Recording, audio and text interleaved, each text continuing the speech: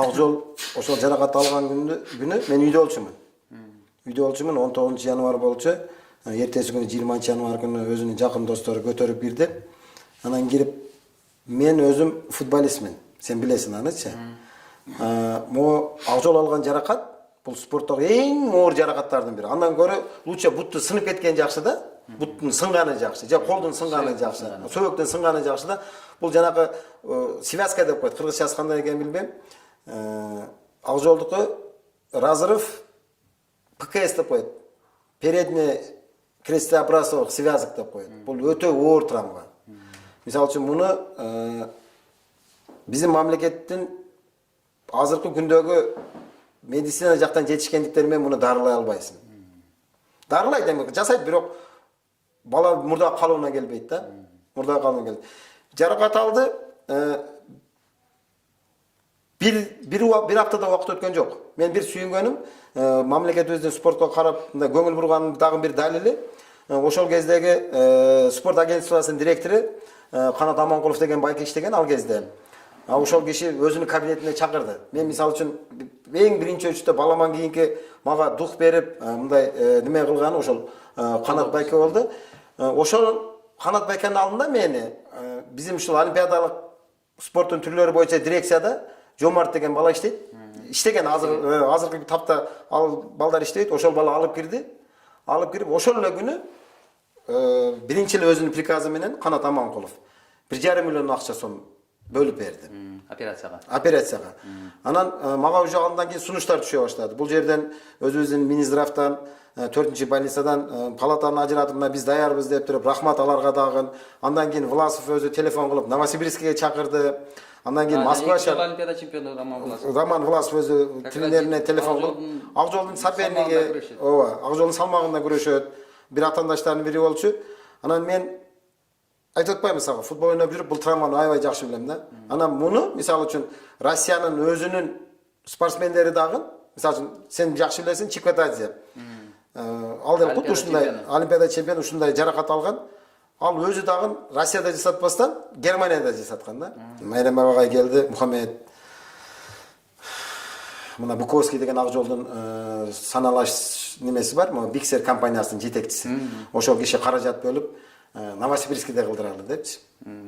Майрам агай лично өзүм колума $5,000 акча алып кеп берди. Мухаммед кандай дейсиң, мунаны Серега берип жиберди, Сергей берип жиберди. Ушуну Акжолду Новосибирскиде операция кылдыралы депчи. Агай дедим, короче дедим, кыска сөздүн кыскасы дедим, Германия дедим.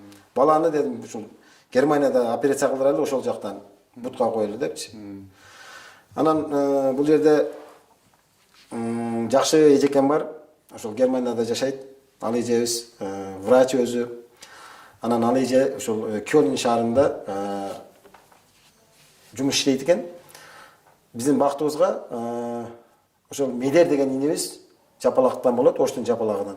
Ошо Кёльн шаарында иштеп, мен өзүм бир тууган инем менен мындай биргелешкен бизнестери бар экен. Ошол балага чыктык, ошол бала жакшы медициналык центр таап берди Борбордо. Ал жерден немелерин көрдүк, кандай жаракаттарды даярдайт, кандай восстановление болот. Анан ошол Медер инебиздин жардамы менен анан тиги эжекебиз ошол Германия шаарында турат экен, немис тилин аябай жакшы билет экен, өзү өчүрүп туруп ошол эжебиз бар жок документтерибизди жасап берди. Ошол жерде каралашты. Анан операция Германиянын Кёльн шаарында болду. Мен азыр ошол кездеги жетекчилер Канат Аманкулов менен Жомарт иниме азыр ал адамдар иштебей калды. Башка жумуштарга которулганына байланыштуу аябай чоң ыраазычылыгымды айтып кетем. Азыр убакыттан пайдаланып Канат Аманкулов байке менен Жомарт ошол өзүнүн баласына карагандай мамиле кылышты да. Мамлекет тарабынан 45,000 евро ошол акчаны полный төлөп берди. Акжолго кеткен каражат 45,000 еврого бутун восстановить эттик. Ошол жактан 100 күн дарыланды ошол Германия шаарында. Барды келди, билеттерине чейин төлөп берди мамлекет. Мен аябай ыраазымын. Канат Аманкулов менен Жомарт иниме аларга чынын айтсам мен бир туугандарымдай эле болуп калды. Менин өзүмүн досторум бар, жакшы саналаш досторум бар. Бир айда 2 жолу жыйналып турабыз. Анан ошол жоролордун жора башчыбыз бар, Кубаныч деген досубуз, ажы бала. Анан ошого айттым, Кубаныч дедим. Менде мүмкүнчүлүк болбойт деп. Аяшулуң ушундай оор жаракат алып калды. Азыр срочно мага $50,000 акча керек депчи. Анан ошол жерде отуруп алып, жоролор отурган жерде айтты, чай ичип отурган жерде, достор деди. Аяшулубуз. Алар эми баары Акжолду тааныйт. Акжолду билет, чемпион экен. Кудай буйрса, бу диши чемпион деп отурушат. Алар делечи дуа кылышып, 25 балабыз, алардын арасынан 10убуз уже ажы болуп калган. Анан ошол досторума кайрылды, жора башчыбыз, Кубаныч ажы. Достор деди, Мухаммедтин баласын билесиңер ушундай оор жаракат алып калды. Азыркы кезде $50,000 акча срочно керек экен, Германияда операция кылдырганга деши. Мен аябай мындай Кудайга ыраазы болгонум. Ошол досторум суратпастан туруп, кимисинин мүмкүнчүлүгүнө карап, Акимбай ажы 5,000, Нурлан досум 3,000, берки Мукуш ажы 5,000 кылып ушинтип досторум 50,000 акчаны мага жыйнап беришти. Мен аябай ушул досторум бар экенине ыраазы болдум.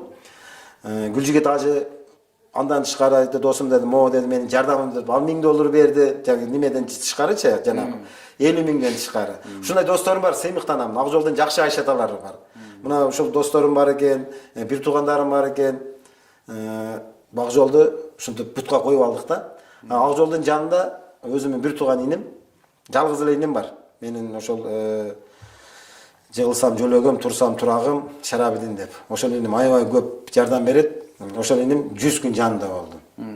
Өзү карап, ошол жерде өзү воспитание этип, ошол Астанада өткөн чемпионатка учуп келишти да экөө.